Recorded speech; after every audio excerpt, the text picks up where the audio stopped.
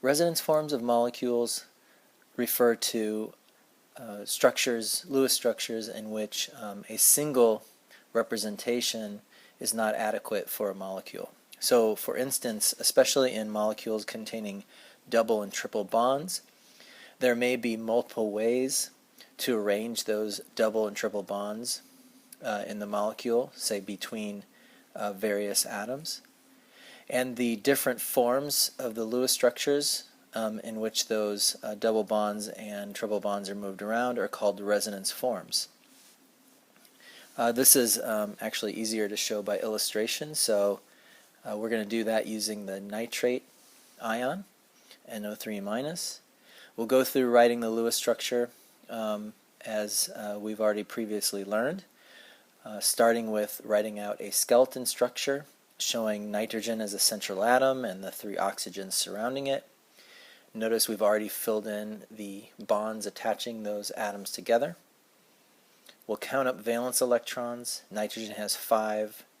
Oxygen has 6 valence electrons, and there are 3 of those, so that is 18 total contributed by the oxygens. And then finally we have a negative charge, so that contributes an extra electron for a total of 24. Since we've already distributed 6 electrons, right, 2 for each bond, we need to remove those from the count, leaving us with 18 remaining to distribute as lone pairs. We're going to put those in, first starting with the oxygens, the terminal oxygens, which are the most electronegative atoms in the structure. So 6 around the first one, 6 more, and then another 6, that's 18. That uses up the remaining electrons, and now if we count all the electrons in this structure, we should have 24.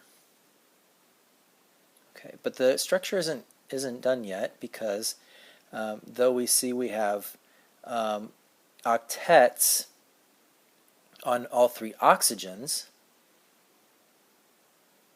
here, we do not have an octet on the nitrogen.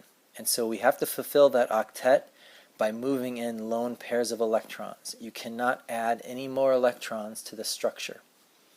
So we can choose from 3 oxygens to move electrons in, and just at random we'll choose this one.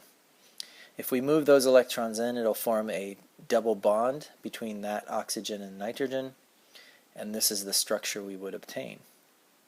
This structure is now essentially complete. We have an adequate Lewis structure for the molecule. Everything has an octet. However, what we could have done was to, instead of moving this electron pair in, we could have just as easily moved either of these. And those would produce equivalent structures, but with a double bond between different oxygens and the nitrogen. So the first one would produce this, and then the second one this molecule. So now we have 3 equivalent representations with a double bond shown between nitrogen and each of the 3 oxygens. These forms are called resonance forms, and they basically we can represent the molecule not with just 1 but with 3. And actually what we'll find, let's complete these structures by putting the brackets and the negative sign, so now we're done. These 3 equivalent resonance structures, resonance forms, can be converted, right, by simply shifting electrons around. So if I move in a lone pair and move out the double bond shown in this structure on the left, it converts to the structure on the right, and then for the middle structure, by moving electrons again, I can convert to the structure on the far right. So moving electrons converts between these resonance forms.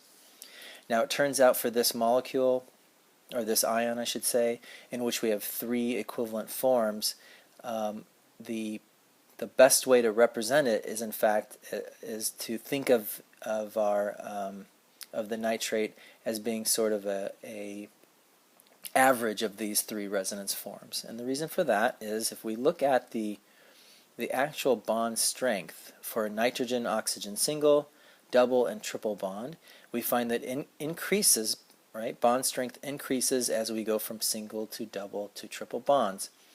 It turns out that for the nitrate ion, the bond strength is right here, a little bit in between a regular nitrogen-oxygen single bond and nitrogen-oxygen double bond. And so we can't write a partial double bond, but what we can do is represent the nitrate with these three equivalent resonance structures instead of just one single structure. And so that is the use of resonance to fully represent a molecule or an ion.